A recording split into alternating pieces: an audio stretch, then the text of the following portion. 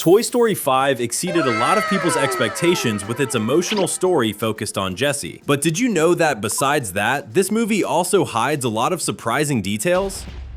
When Jessie found Snappy and Atlas, she initially didn't want to put batteries in them, but she was convinced to help them when Smarty Pants asked if she knew what it was like to be trapped in the dark. It might seem like Jessie simply felt sorry for the electronic devices, but it goes much deeper than that. That comment really affected the sheriff because the previous movies showed that she is afraid of tight, dark places after spending a long time inside a donation box. When Smarty Pants said that, Jessie must have realized that she and the electronic devices weren't so different after all. This is just one of the 18 hidden secrets you didn't notice in Toy Story 5. It's time to have fun with us in another Cinewave.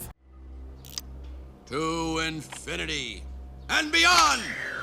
The scene where Lilypad turns what Jessie said into a song is hilarious, and the best part is that even the toys start dancing to the music. It's hard to notice, but aside from Jessie, Mr. Pricklepants is the only one who doesn't start dancing. In fact, Mr. Pricklepants looks pretty disappointed, and it even seems like he's feeling secondhand embarrassment for his friends because they're giving into the temptation of dancing to a song made by Lilypad. It's interesting to know that Pixar wanted to include this detail, showing that not everyone reacted the same way to Lilypad, which reminds us that each one of these toys has their own personality. It was amazing to discover that Emily, Jessie's former owner, had a daughter who is also named Jessie in honor of the doll, but few people paid attention to the objects that Emily's daughter kept inside a box. One of the objects is a cassette tape, and another one appears to be a clacker, a toy created in the 1970s. In other words, Emily's daughter was a child during the 1970s. This reminds us of how old the Jessie doll really is, because she was created in the 1950s, and her friendship with Emily must have happened around that time. So much so that originally, Emily was going to appear in Toy Story 5 in the present day, but now as an elderly woman. Did you notice something else? If Jessie, Emily's daughter, was a child in the 1970s, then that means she is already an adult during the events of Toy Story 5, since the movie takes place in the 2010s. Do you know what that means? It is completely possible that Emily's daughter is Mrs. Davis, Andy's mom, whose first name has never been revealed. After all, the image of the little girl shows that she is blonde, just like Mrs. Davis. Emily is a redhead, so it would make complete sense if her daughter were also a redhead. Because of that, the fact that the little girl is blonde suggests that Toy Story 5 may be trying to say that she and Mrs. Davis are the same person. The scene where Buzz Lightyear gives Rex mouth-to-mouth resuscitation is made to make everyone uncomfortable, both us and the toys, because everyone who sees it happen makes a disgusted face. Well, almost everyone, because anyone paying close enough attention will notice that Karen Beverly doesn't make a disgusted face, and in fact actually starts smiling when she sees it happening. Did Karen think it was funny? Or is she so airheaded that she didn't even understand what was going on? The worst part is that this wasn't the only time Karen Beverly reacted this way to an awkward moment. When Woody took off his hat and revealed that he was going bald, everyone got startled, both because of the hole in his head and because of the light reflecting off his bald spot. When we say everyone got startled, of course, we're leaving Karen Beverly out. Once again, she gets excited, as if she's admiring Woody's shiny bald head. By the way, the first thing Karen Beverly had commented when she saw Woody was that he was a handsome cowboy, so Forky better start being careful. One of the most random changes involving Woody is that now he wears a poncho, which is basically a cloak commonly used by cowboys in Western movies. Nobody was expecting that, but it is pretty cool. It's obvious that Woody loves this poncho, but the cowboy is a little more confident than he should be, since he says that Bo Peep, his girlfriend, likes it too. But if we pay attention, we can see that she is shaking her head no without Woody noticing. Yeah, it looks like Woody is fooling himself into thinking his girlfriend likes the poncho too. And if you're enjoying these details, how about commenting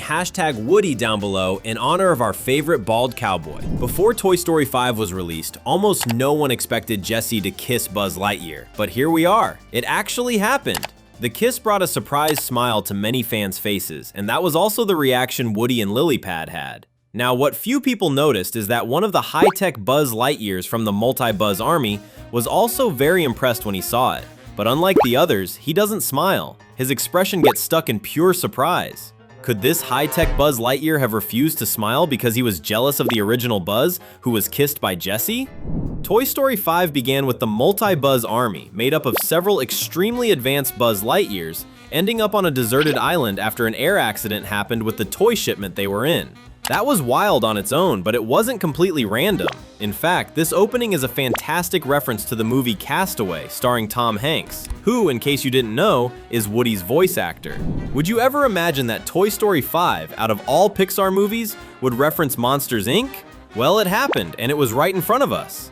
In the wedding scene between Forky and Karen Beverly, Rex is poisoned inside the little story Bonnie created. When the dinosaur gets poisoned, the little girl's imagination makes his skin turn blue with pink spots. It turns out that this is the exact color scheme of Sully, the main character from Monsters, Inc. The company behind the movie's tech devices, responsible for creating LilyPad and Smarty Pants, is called Eggman Tech. This company wasn't created completely from scratch for this movie, as it is a continuation of the old Eggman movers from the first Toy Story. Besides that, both companies pay tribute to Pixar's brilliant art director Ralph Eggleston, nicknamed Eggman. Pixar loves adding these little tributes to the artists who work at the studio, making them part of the history of its franchises forever.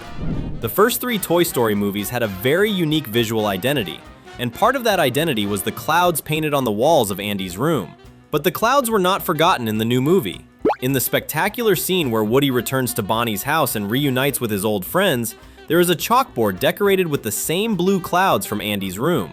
It is a background detail that lasts only a few seconds, but it carries a lot of meaning, because it shows that Woody carries a little piece of Andy with him, no matter how far apart they are from each other. If you know Disney movies well, you know they love celebrating the studio's past and the classics released decades ago, since the newer movies wouldn't exist without them, and Toy Story 5 has one of those scenes. In this case, we're talking about the moment when the multi-buzz army comes across a doe and several other animals, with music that sounds a lot like the movie Bambi. That similarity is no coincidence, and this was confirmed by Andrew Stanton, the director of the movie. According to him, the music was taken from Bambi, and the Disney classic also inspired the entire art direction of this scene. As you can tell, Toy Story 5 features several famous actors voicing the characters, like Smarty Pants, who is voiced by Conan O'Brien. And just like with Woody's voice actor, the movie also included a pretty great reference to the person who voices Smarty Pants. This happens in the scene where Blaze finds Jessie and starts playing with both her and her old electronic toys. And during the spy-themed game, Smarty Pants gets a red-haired quiff that is practically identical to Conan O'Brien's hair. This is never mentioned at any point, but if you know, you know. Want to keep having fun with us? Then subscribe and turn on the notification bell. Before Jessie actually became friends with Smarty Pants, Snappy, and Atlas, she didn't like them at all because they were electronic devices. Because of that, at one point, the sheriff even ends up calling them useless, and that really upsets all 3 of them. Of course, nobody likes being called useless, but did you notice that they seemed more offended than they should have been? Almost as if that were the worst insult they could possibly receive? Not everyone noticed, but the reason for that is that they are electronic devices instead of regular toys, so being useful is very important to them. Just remember that each one of them has a function, whether it is teaching someone how to use the bathroom, being a GPS, or taking pictures, while regular toys are only meant for playing. When we found out that the multi-buzz army would be made up of more high-tech Buzz Lightyears, we never imagined they would get to the point where they could fly like real drones. But do you know what's curious? The fact that the new Buzz Lightyears are so advanced and expensive fits perfectly with this world of Toy Story 5, where kids no longer care about toys. After all, these modern figures must be so expensive that no parent is going to buy one for their child. Do you know what that means? It's likely that the target audience for the Buzz Lightyear franchise is no longer children, but adults who watched the old Buzz movies when they were kids, precisely because children are no longer interested in toys. The Buzz figures are now more like luxury action figures than regular toys. When LilyPad searches for information about Jessie, she displays some interesting results. Among them, there is a black and white clip from Woody's Roundup, the old TV show starring Woody that we learned about in Toy Story 2. Besides that, there is also an auction listing that describes Jessie only as a vintage cowgirl doll, without recognizing her importance in history. It is a very subtle way of showing how the internet reduces her story to a simple collectible object. Something that really represents the criticism Toy Story 5 makes of electronic devices is the scene where Jessie goes after Bonnie's neighbors and discovers that they spend the whole day on tablets. After all, it is clear that the 2 kids are playing games on the tablets, but one detail is that neither of them is smiling or even slightly excited. In fact, they have serious looks on their faces, as if they are not even having fun. And unfortunately, that is very realistic because many people, especially children, eventually stop playing because they are having fun and start playing because they are used to doing it, as if it were an obligation. Very different from Bonnie, who always has a lot of fun when she plays with her dolls. Come on, if you are going to play video games, you should at least have a great time doing it, don't you think? The next step is right in front of you. 2 fun-filled videos waiting for your click.